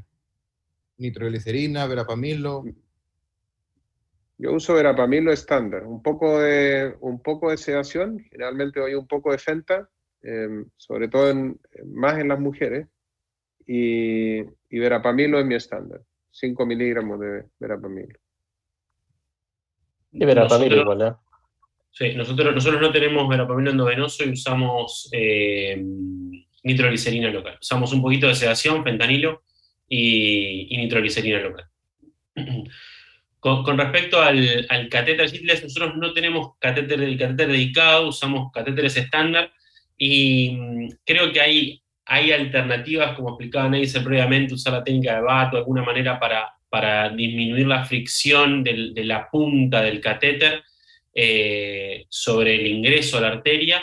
Nosotros hemos hecho 6 French Shitless también sin mayor problema. El único inconveniente que hemos tenido en eso es si usamos un introductor 6 French para el diagnóstico. Si nosotros pusimos un introductor 6 French para el diagnóstico, por ahí no pudimos hacer el diagnóstico con 6 French, lo hicimos con 5, y después para la angioplastia quisimos pasar a 6, fue un problema por la pérdida que teníamos pericatéter a nivel de la arteria radial, digamos. Son arterias poco complacientes habitualmente, y nos ha venido mucho débito. Por ahí hemos tenido que comprimir mientras que hacíamos la angioplastia, poner a alguien ahí a apretar la radial, pero lo hemos hecho sin ningún problema. Sí, de hecho, hay una descripción justo para cuando pasaban eso, donde no tenías posibilidades. Digo, ahora afortunadamente pues contamos con introductores radiales 7, pero una descripción era justo utilizar un introductor femoral convencional con un introductor y todo, que hacías un recorte del introductor y una vez que lograbas avanzar hacías un shitless, refiriéndome al 7 French, respectivamente al 6 French. Lo que hacía es colocar una banda neumática normal inflada a bajas presiones, estoy hablando de 8, 10, y eso permitía mantener un sello adecuado justo para evitar la pérdida de sangre que se presenta en el diámetro, ¿no? Que otra vez es justo lo que comentábamos respecto al temor de utilizar pues un introductor 6 o un shitless 7 French, por ejemplo, que el introductor pues obviamente es mucho más grande. Al momento de colocarlo, pues justo tienes estas pérdidas, ¿no? Entonces, son como alternativas, por ahí están descritos. Hay incluso un introductor que es realmente bastante pequeño, justo para la primera porción, que en 7 u 8, cuando fueron los casos, y después colocar los demás. Específicamente nosotros tampoco tenemos EUCAT en México en general. Cuando hacemos shitless lo solemos hacer con esta técnica de balloon assisted tracking o eventualmente con un telescopado, con algún otro catéter que te permita, pues, digamos, hacer esa transición un poquito más fácil, avanzar y llevar ahí el introductor, ¿no? Algunas otras cosas que de repente vemos, pues las camisas de los introductores que normalmente utilizamos para otros procedimientos que son más estructurales, que de repente pueden quedar ahí acorde y pues bueno, utilizar estas partes, pero un shitless como tal, catéter en México aún no disponible. Pues hacemos gala de todas estas cosas que ahora les he comentado. ¿Utilizan a veces un introductor largo radial? ¿Alguna ventaja en eso? Yo no tengo experiencia, nunca he utilizado.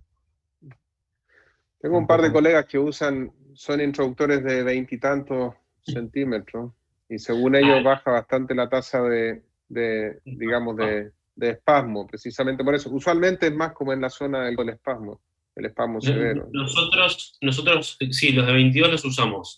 Pensé que te referías largo al que llega abajo. De 22 usamos en algún momento y tuvimos mala experiencia. Teníamos más, o sea, el procedimiento lo podíamos hacer más tranquilos, es verdad, porque hay menos espasmo en catéter, pero teníamos más espasmo después para sacar el introductor. Y tuvimos algo más de oclusión de radiales, etcétera, y por lo tanto volvimos a los 12. Sí. Eso, en realidad, tuvimos un par de casos, quizás, aquí antes de la distribución o la mayor difusión de la técnica radial distal, pues bueno, justo esos 22 centímetros en un radial convencional izquierdo, pues te permitían hacer como esta técnica como si fuese radial distal, porque podías dejar un segmento del catéter sobre la porción que quedaría habitualmente de la zona de la tabaquera, lo cual podía el paciente estar mucho más cómodo y tener la seguridad de que no estabas prácticamente en el sitio de punción, ¿no?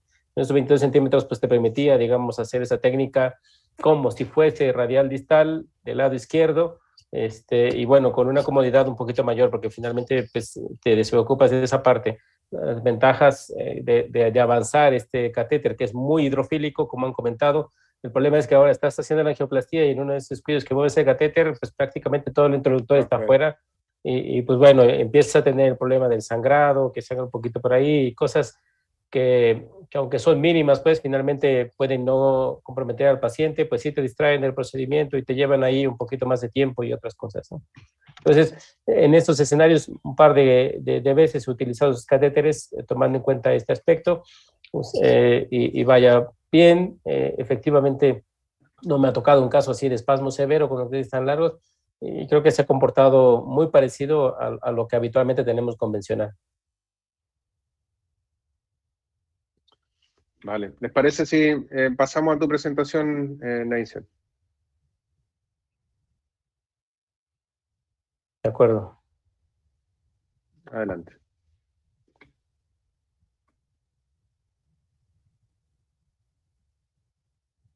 Bueno, de verdad que es un placer para mí compartir con grandes operadores de Latinoamérica. Yo prácticamente puedo decir que en mi formación, espero no molestar a nadie, pero mi formación los he visto a ustedes como mis maestros, he visto ahí los casos, efectivamente, como comentábamos antes de iniciar la sesión. A Gabriel particularmente, yo lo recuerdo que estuvo en el centro, finalmente dándonos apoyo. Y pues bueno, el ICVA, ya ahora con Lucio, que finalmente ha venido un par de veces con nosotros y ha estado por aquí, pues seguro. Y pues por ahí en Ecuador tenemos a algunos amigos que finalmente están por allá y que son grandes maestros. Entonces me da de verdad mucho gusto poder participar con ustedes y pues agradecer a APT por la oportunidad de hacer esta convivencia. Bueno, la idea ahora aquí es... o mi idea finalmente es presentar un problema que prácticamente tenemos en el día a día y que pues ignoramos en ese sentido, ¿no?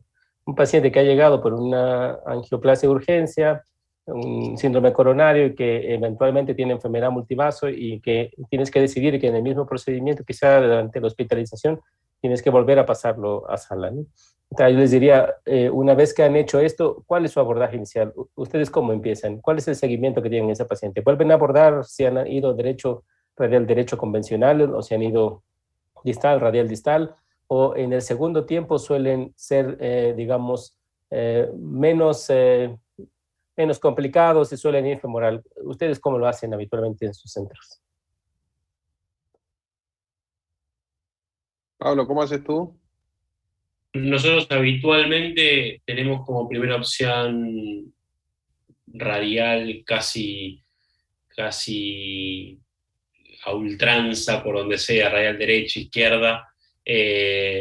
Muchas veces de esos hematomas que por ahí molestan, buscamos punzar más alto guiado por eco, etc. Y como último abordaje el femoral. En mi caso lo mismo. Normalmente trabajo en la misma radial, haciendo un poco más alta la punción, sino radial izquierda y normalmente como último caso siempre la punción femoral. Yo en lo personal nunca he hecho radial distal de una radial con hematoma. Sí, sí, justo esa parte, porque pues habitualmente la técnica de verlo es, vaya, si final, una de las cosas que ustedes hacen es si realmente tienen impulso o si tienen posibilidad de utilizar el ultrasonido. Pero si no es el caso así, pues prácticamente el 90% me atrevo a decir, pues van a otro acceso, que eventualmente será radial izquierdo, distal o eventualmente femoral. Y bueno, ha sido el caso así, este hombre de 78 años, diabético, hipertenso, como casi la gran mayoría de los pacientes que recibimos, un infarto previo, angioplastía a la derecha, exitosa, una lesión crítica en la DA, independientemente de las circunstancias, pues se decidió tratar también, y pues bueno, en un segundo tiempo, una lesión del 80% de circunfleja distal hacia los ramos posterolaterales que se ha decidido en segundo tiempo, en unas 24, 48 horas fue este caso, después del procedimiento inicial. Pues bueno, justo el problema que encontramos pues es un hematoma visible en el sitio convencional de la radial, nosotros no con ultrasonido en este punto, como para hacerlo un poquito más proximal, con las opciones, un par de casos que he hecho un poco más proximal, he tenido algunas complicaciones con hematomas, que afortunadamente no han llegado a ser severos, pero un poco más frecuentes en ese sitio. Y por supuesto, pulso no palpable, y en la porción distal, pues sí, un pulso adecuado. A este respecto, pues bueno, esto de la oclusión radial, este es un artículo muy interesante de Yader Sandoval, solo les presento esto, vaya, en el postprocedimiento podemos tener muchas alteraciones, quizá una de las que son más comunes es la oclusión de la arteria radial. El problema es que tiene una tasa, digamos, de incidencia variable, porque en realidad, habitualmente, como ahora incluso lo han comentado, pues aunque no tenga pulso, pues vaya, voy más proximal y no pasa nada, o voy más distal y no pasa nada, pero realmente no damos un seguimiento a saber si tenemos una oclusión por hematomas, si realmente ha presentado alguna otra cosa, ¿no? Tan así que, pues bueno, la tasa de variación pues, es reportada desde el 1 al 33%, muy amplia en relación con todo esto. Y bueno, algunas cosas que ya sabíamos respecto al abordaje radial y la tasa de oclusión, usar introductores pequeños, usar vasodilatadores, heparina entre 60 y 100 unidades ayuda, y obviamente para disminuir la probabilidad de oclusión, y por supuesto utilizar estos protocolos de hemostasia que son permeables para tratar de prevenir esta complicación. Y vaya, ¿y qué pasa si se ocluye? Pues la gran mayoría nada. Hay muy pocos casos eventualmente donde hay una oclusión de la arteria radial que sea sintomática, pero bueno, tiene sus ventajas, como ahora han comentado, específicamente para el seguimiento en este paciente que tienen con un infarto, que tiene un segundo tiempo, pues hacer cateterismos futuros, y la posibilidad de que si tenemos un paciente con enfermedad multivaso, pues seguro que requerirá de hacer una angioplastía en un periodo de seguimiento, y una vez que pues tenemos pérdida de esos accesos, pues bueno, nos vamos complicando, bueno, podemos irnos complicando, porque recordar que pues la enfermedad es sistémica, y así como puede tener esas alteraciones, pues de repente puede tener otras alteraciones del otro lado, o requerir, como han comentado en algunos de los casos, enfermedad renal que requiera una derivación para hacer una fístula, etcétera, ¿no? Entonces, este punto pues es importante. La mayoría de las lesiones que son radiales en el infarto agudo, pues casi siempre tienen que ver con desgarros de la íntima, disección, y en forma un poquito más crónica, pues la hiperplasia y calcificación que genera pues la oclusión, ¿no? Es innegable, como les comentaba, que entre pues más se vuelve compleja la angioplastía, pues mayor posibilidad de utilizar introductores más grandes, y por supuesto introductores más grandes y catéteres más grandes pues se asocian por supuesto a la mayor posibilidad de oclusión de la arteria radial. Es un artículo muy interesante, recientemente publicado. Aún así, las tasas de oclusión pues son arriba del 8.5%, pero bueno, en estos casos particulares, 130 pacientes, 11 de ellos prácticamente asintomáticos por la gran colateralidad que tiene el brazo, Es decir, aunque hay una tasa de oclusión mucho mayor con el uso de introductores, pues la verdad que pues, la mayoría prefiere utilizar este acceso por otras ventajas obvias como son las complicaciones que se presentan versus el femoral y demás, ¿no? Un punto interesante que esos no han fallado en ninguna punción y prácticamente los diámetros, que es lo que comentaba en ultrasonido, están alrededor de 2.5, 3,5 aproximadamente en estos vasos. Y bueno, muy recientemente, pues justo en estos meses hemos visto algunas otras prácticas tratando de preservar. Por supuesto, quienes están aquí ahora pues son maestros del aspecto de radial, tratando de preservar, digamos, este grupo internacional para prevenir la oclusión de la arteria radial por todas estas ventajas que tenemos. Y pues bueno, si hemos de recoger quizá dos de las indicaciones que tienen de mejores prácticas, es justo el diámetro del introductor, del catéter que utilizamos, por supuesto, diámetros mucho más pequeños, 5 o 6, pues menos posibilidad de oclusión de la arteria radial versus los que son mayores. Como han comentado, no podemos hacer todo por un 5 o 6 French, y quizás la posibilidad de tener en estos casos particulares de complex PCI un 7 sheetless, pues se ve como una mejor opción independientemente de las características que tenga nuestro paciente. El tiempo de oclusión es un punto muy importante. Yo creo que inclusive en el mismo país donde ustedes estén, en México, por ejemplo, pasa igual. Los tiempos, digamos, para retiro de la banda son tan variables que cuando uno le pregunta, además, pues prácticamente algunos es muy oclusivo y hasta que se acuerde de que hay que retirarlo, hay que quitarlo, y algunos otros utilizan técnicas que varían entre las 2 y las 4 horas en promedio. Lo que es cierto es que entre menos tiempos utilizamos, digamos, de hemostasia, y esta hemostasia sea patente o permeable, pues con el flujo y favorezcamos el flujo de la oclusión de la cubital para mejorar el flujo de la radial, pues seguro que disminuimos la posibilidad de tener tasas de oclusiones. Y bueno, acorde con esto también, un artículo muy reciente, interesante en este punto, porque prácticamente una dilatación con un manguito alrededor de unos 10 minutos disminuye la posibilidad de oclusión de la arteria radial y mejora la tasa de fallo que se puede presentar en el caso de acceder, de tomar este acceso radial, ¿no? Es una práctica muy sencilla que prácticamente en cuanto llegue el paciente podemos hacer, colocar el manguito ahí, dilatar alrededor de unos 10 minutos y seguro que cuando encontremos o lleguemos a esta opción de poder hacer el acceso radial, pues tendremos mejor facilidad para tomar la arteria sin tantos fallos y seguramente sin disminuyendo la posibilidad del hematoma. Y es otro artículo que reciente se ha publicado, el grupo del Instituto Nacional de Cardiología en México, evaluando algunos para ver si el acceso radial distal tenía menor tasa de oclusión respecto al acceso radial convencional. Aquí los autores, y pues bueno, de entrada pues parece importante. Primero lo que han encontrado, 8.4% es la tasa de oclusión por el acceso convencional versus el acceso radial distal, que va muy acorde con los datos que comentaba del ICVA. Y justo pues, donde prácticamente no encontraron oclusión radial en el 0% cuando se tiene acceso radial distal, lo cual pues se correlaciona de una forma bastante interesante si lo que queremos es preservar este acceso hacia futuro. Pero bueno, ahora el caso que les he mostrado es justo este grupo de pacientes en los cuales pues incluso se han excluido de estos estudios, que son aquellos donde no hay pulso radial palpable, ¿no? Y la posibilidad de plantear que el acceso radial distal puede ser una buena opción para tratar de hacer la angioplastía o lo que se requiera, incluso en esos pacientes que tienen un hematoma como tal, o una disección. El problema, pues, justo es esto. En el momento en que nosotros tocamos al paciente, pues hay una oclusión en el segmento convencional, que dependiendo del tiempo, pues puede ser justo un hematoma, disección, o como han comentado, realmente una oclusión crónica en ese segmento que requiera otro tipo de angioplastías y demás. El arco suele mantenerse preservado y la circulación, pues, finalmente sin mayor problema. Entonces, el caso particular que les comento aquí hemos visto, no tenemos ultrasonido para poder hacerlo. Entonces hemos utilizado una técnica solo con el introductor convencional de la aguja, hemos dejado ahí. Por supuesto, la guía convencional del introductor radial no fue posible avanzarla de ninguna forma.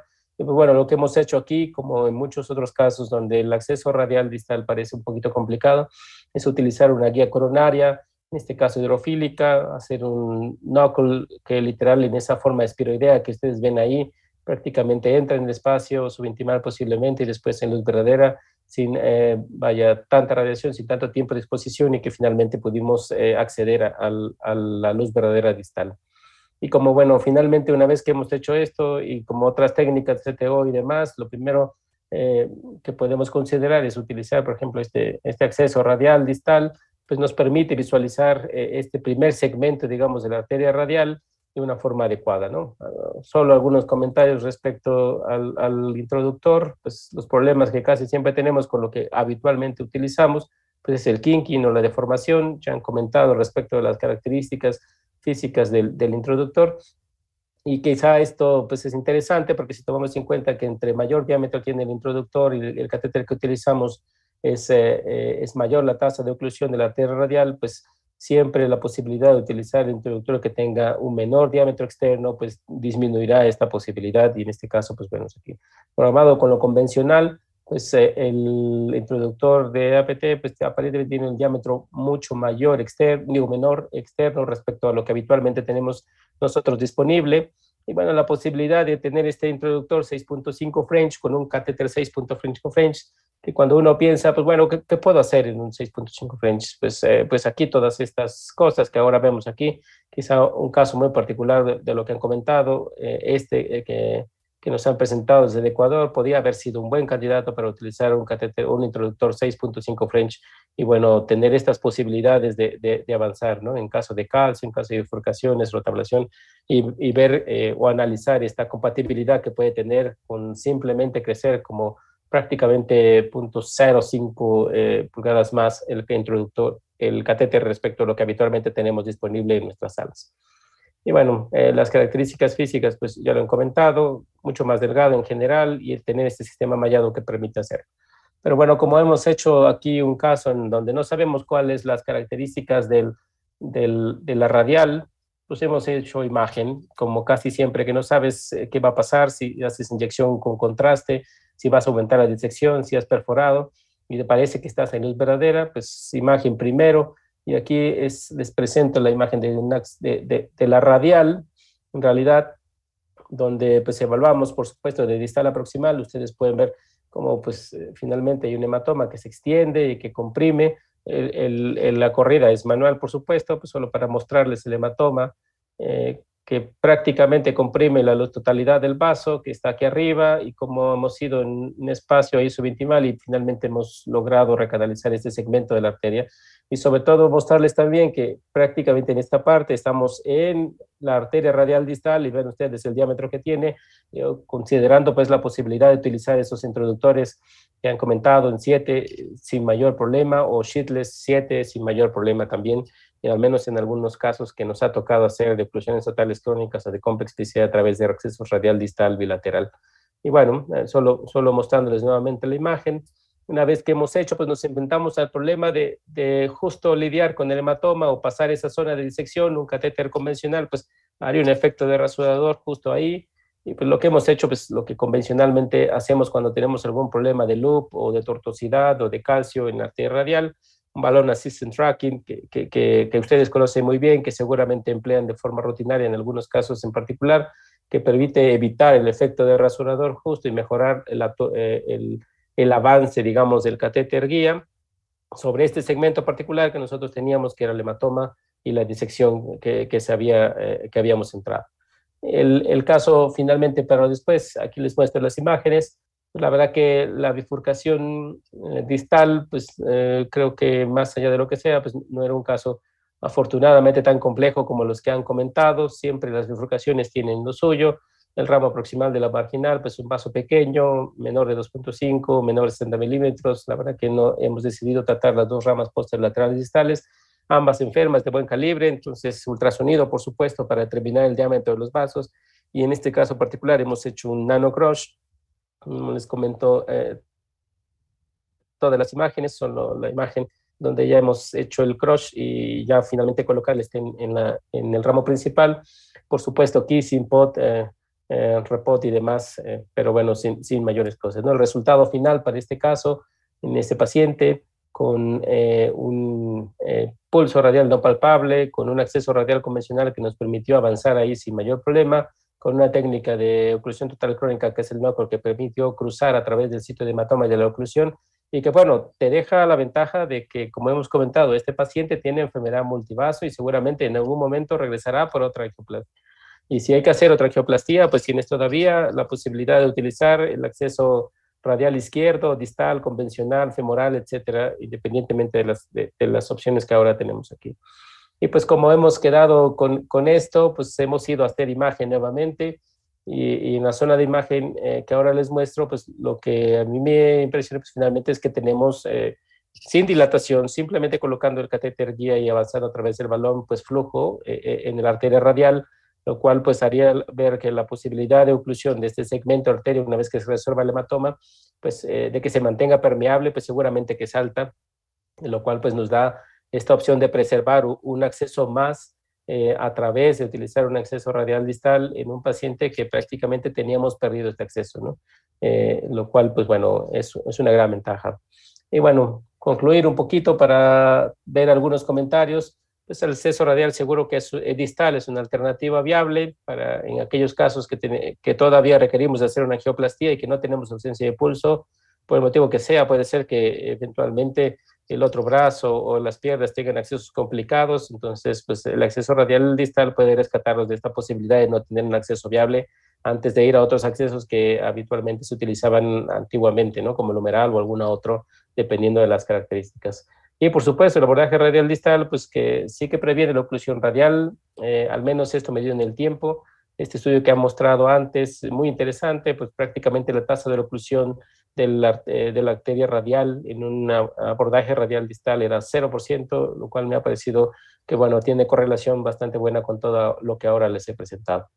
Y pues nada, invitarlos igual al centro cuando haya posibilidades para poder, ojalá poder hacer muchos casos, tanto con el IVA, bueno, Gabriel Piazza y demás, Ecuador, pues bueno, ojalá que podamos tener pronto la posibilidad de compartir y de aprender todos juntos. Un placer haber estado con ustedes.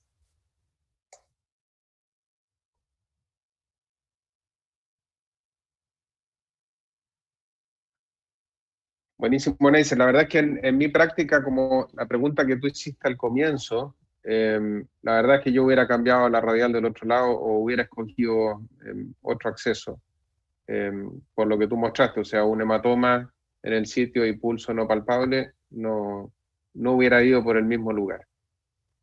Así que está buenísima la linda, digamos, ejemplificación del método, la verdad es que está espectacular.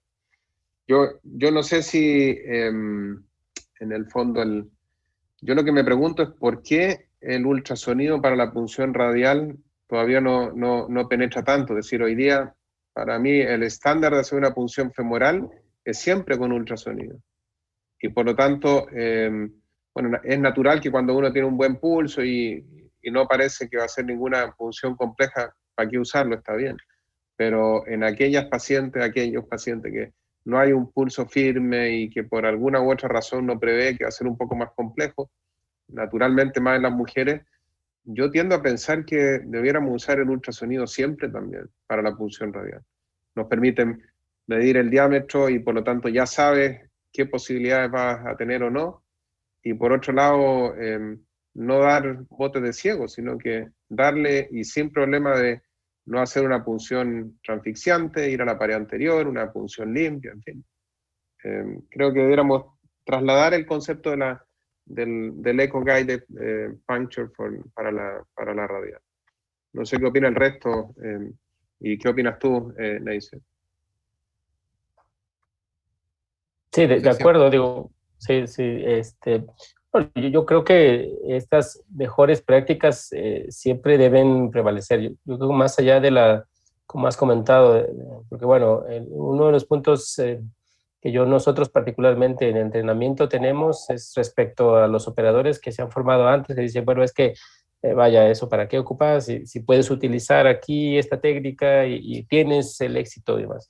Creo que independientemente de lo que puedas haber aprendido, mejorar buenas prácticas como esta, que evitan pues la posibilidad de oclusión y todo, y que finalmente te aseguran una tasa de éxito mayor, ofreciendo un poquito más de seguridad para el paciente, la verdad que me parece muy útil. Yo estoy totalmente de acuerdo que vaya, poder migrar a técnicas seguras donde puedas asegurar una función radial y sin menores complicaciones, que es lo que deberíamos adoptar de una forma vaya, importante, ¿no? Siempre y cuando pues tengas disponibilidades. La realidad de Latinoamérica siempre ha sido esto, ¿no? Batallar con algunas cosas, no tienes en sala todas las opciones para poder hacerlo.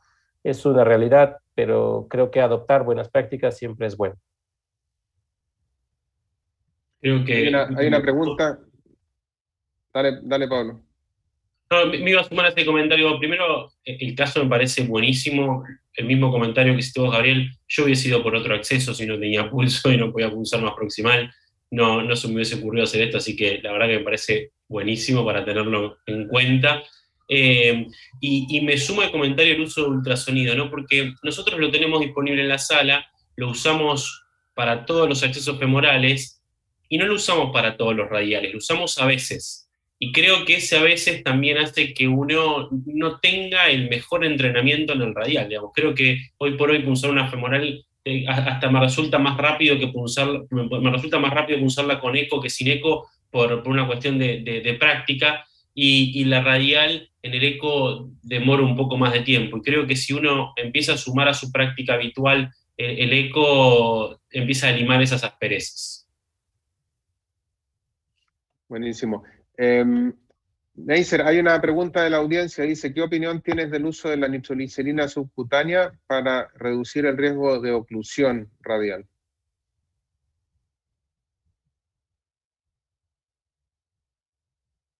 Estás muteado, Neisser. Sí, ya.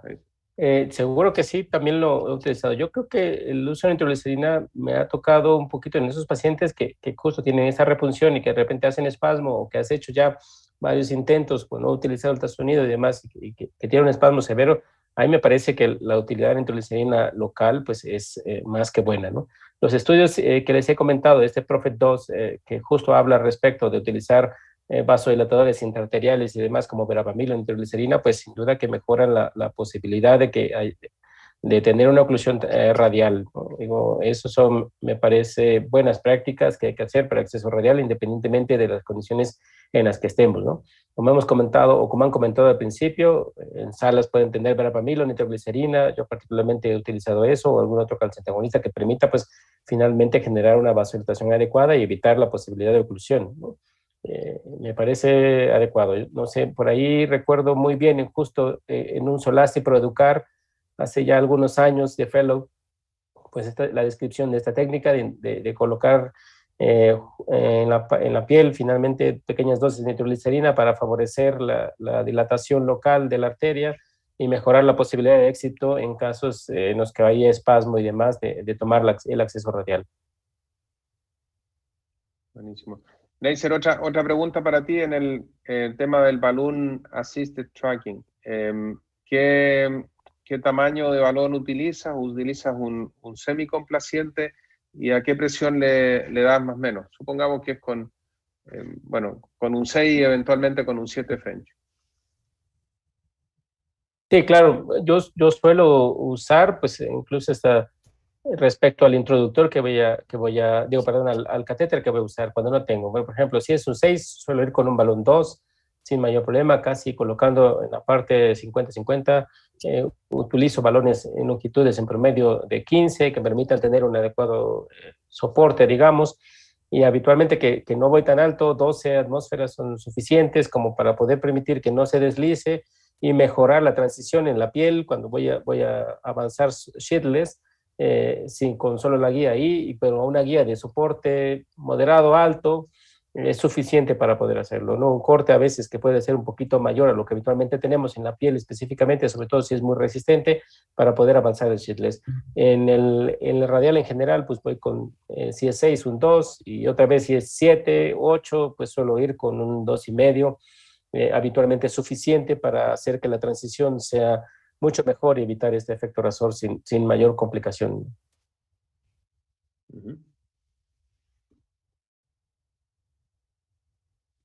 ¿Algún otro comentario de los panelistas?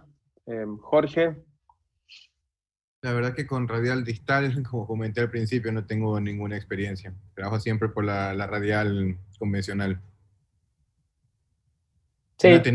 Pocas veces he tenido el problema de oclusiones de suerte, pero como también dijo al principio Pablo, normalmente funciona un poco más arriba cuando tengo que hacer un segundo procedimiento a otro paciente y no he tenido mayor problema. Un par de veces he tenido que cambiar la radial izquierda porque sí, no había nada de pulso.